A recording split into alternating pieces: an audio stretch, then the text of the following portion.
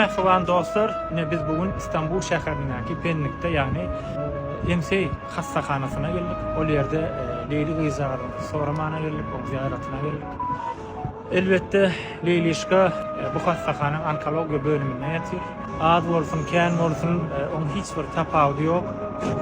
Azajyk kömegim bolsa istenip döwletden kömek edip bilersiňiz. Men häzir Instagram sahypamda we TikTok sahypamda şagynda onun ejesiniň sahypasyny belleýän sahypa ejes we kakasy seredýär we ol ýerde olaryň IBAN nomerleri bardyr.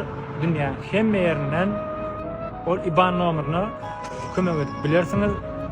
Siziň hemmeňizi kömege çagyrýan. Köp sag bolun, janyň sag bolsun, kömeginiz bolsun.